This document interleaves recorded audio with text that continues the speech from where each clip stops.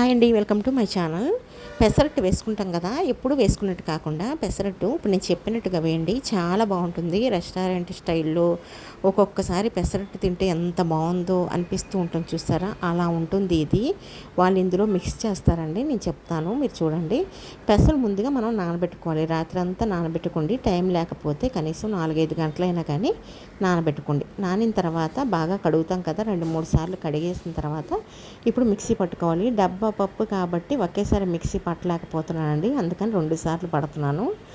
కానీ వేయాల్సినవన్నీ ఒక్కసారికే వేసేస్తున్నాను. పచ్చిమిరపకాయలు ఒక 4, అల్లం మేము కొంచెం పెద్ద ముక్కే తీసుకొని ముక్కలుగా కట్ చేసి వేస్తున్నానండి. అల్లం పచ్చిమిరపకాయలు వేయాల్సిందే కదా, అవి తగలకపోతే పెసరట్టుకి మజానే ఉండదు. ఆ తర్వాత నేను వేస్తున్నది కరివేపాకు అండి. కరివేపాకు గుప్పెడు కరివేపాకు అయినా వేసుకోండి, ఎంత టేస్ట్ ఉంటుందో, నిజంగా చాలా బాగుంటుందండి. మీరు ఇంతవరకు ట్రై చేయకపోతే కరివేపాకు వేసి ట్రై చేయండి, చాలా బాగుంటుంది. ఆ తర్వాత జీలకర్ర వేసుకుంటున్నాను, 2 స్పూన్ల వరకు. జీలకర్ర ఖచ్చితంగా తగలాల్సిందే, అది లేకపోతే పెసరట్టుకి అసలు రుచి ఉండదు, అంతే కదండి. అది వేసిన తర్వాత ఇప్పుడు కొద్దిగా నీళ్లు పోసుకొని మిక్సీ పట్టుకొని రండి. ఎక్కువ నీళ్ళు అవసరం లేదు, మన మినప దోశలాగా ఎక్కువ నీళ్ళు పోయిన అవసరం లేదండి. పెసరట్టుకి చూసి పోసుకోవాలి. నేను మిక్సీ పట్టి తీసుకొచ్చేసాను. రెండోది కూడా మిక్సీ పట్టి తీసుకొచ్చేసి ఒక గిన్నెలో 2 వేసేసానండి. ఉప్పు వేయలేదు నేను మిక్సీ పట్టినప్పుడు, ఇప్పుడు వేస్తున్నానండి. సాల్ట్ వేసుకుంటున్నాను, సరిపడా చూసి సాల్ట్ వేసుకోండి. సాల్ట్ వేసుకొని బాగా కలపండి. కలిపి మనము దీని కాంబినేషన్ ఏంటంటే అల్లం చట్నీ కాబట్టి నేను పల్లీ చట్నీ చేయట్లేదండి, అల్లం చట్నీ మాత్రమే చేస్తున్నాను.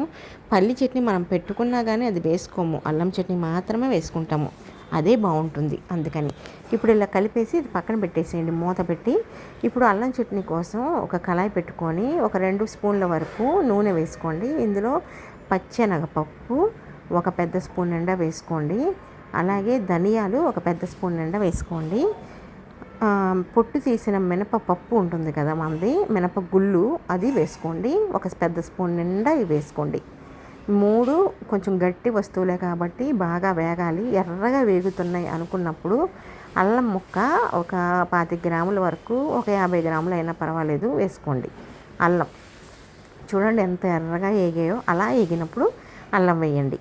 ఇప్పుడు ఎండుమిర్చి, ఇప్పుడు 50 గ్రాముల అల్లం నేను తీసుకున్నాను కదండి, ఎండుమిర్చి కూడా 50 గ్రాములే తీసుకోండి.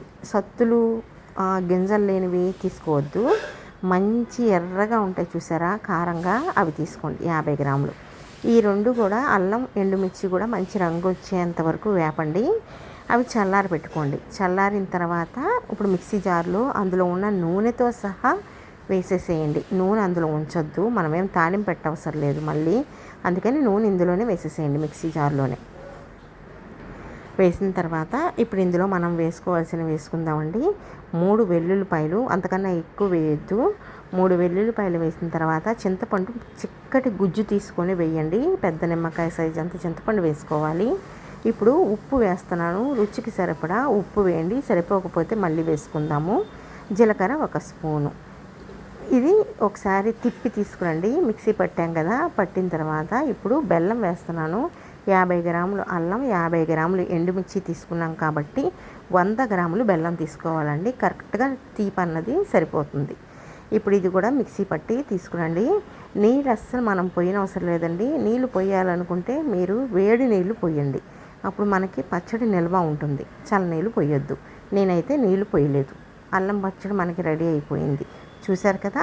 ఇప్పుడు ఇది మూత తీసి పెసరట్టులో మనం కలుపుకోవాల్సింది ఏంటంటే ఇడ్లీ పిండి అండి. మన ఇంట్లో ఇడ్లీ పిండి ఉంటుంది కదా, ఆ ఇడ్లీ పిండి 1 కప్పు నిండా వేసి కలపండి.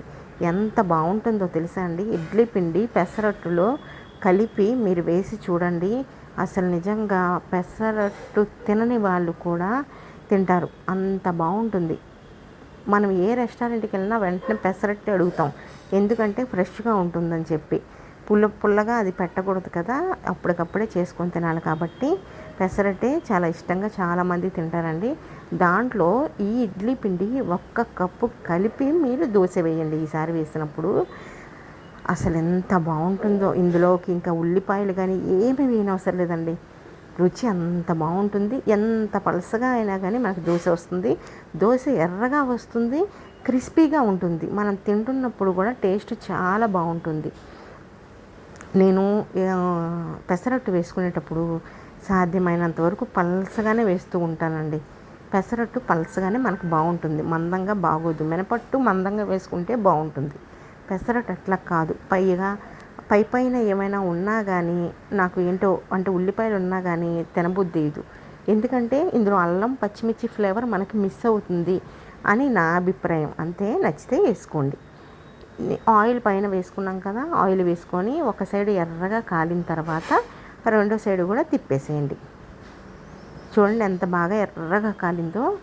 దీని కాంబినేషనే అల్లం చట్నీ. ఇందులో ఆల్రెడీ మనం అల్లం వేసాం. ఎంత బాగుంటుందో, తింటూ ఉంటే నిజంగా తినాలనిపిస్తుంది. ఈసారి ఇలా ట్రై చేసి చూడండి. ఇడ్లీ పిండి 1 కప్పు వేసి మీరు చూడండి, ట్రై చేయండి, వదలరు. ఎప్పుడు కూడా ఇలానే ఇడ్లీ పిండి వేసి చేస్తే చాలా బాగుంటుంది. మీకు నచ్చితే అందరికీ షేర్ చేయండి. అలాగే మన ఛానల్ సబ్స్క్రైబ్ చేసుకోండి. మంచి మంచి వీడియోస్ వస్తే మీకు నచ్చితే లైక్ కూడా చేయండి. అల్లం పచ్చడి వేసుకొని ఇప్పుడు ఇందులో మనం టేస్ట్ చేస్తున్నాము. చూసారు కదా, ఇంకా పల్స కావాలన్నా మన పెనం మొత్తం కూడా వేసుకోవచ్చు. ఎలా కావాలన్నా వేసుకోవచ్చు అండి, కానీ మందంగా వేయకూడదు. మందంగా కాకుండా ఎంత పలసగా వేయలైతే అంత పలసగా మీరు నెరపండి. ఒక్క సైడ్ కూడా కాల్చుకోవచ్చండి. బాగా పలసగా వేసుకుంటే రెండో సైడు తిప్పవసరం లేదు కూడా. ఈ విధంగా వేసామండి. మీకు నచ్చితే సబ్స్క్రైబ్ చేసుకోండి, లైక్ చేయండి, షేర్ చేయండి. ఆయిల్ కొద్దిగా తగిలించండి, అప్పుడే టేస్ట్ బాగుంటుంది. చూడండి ఎంత ఎర్రగా కాలిందో, బాగా కాలింది కదా. ఇప్పుడు ఇది రెండో సైడ్ కూడా నేను తిప్పేస్తున్నాను.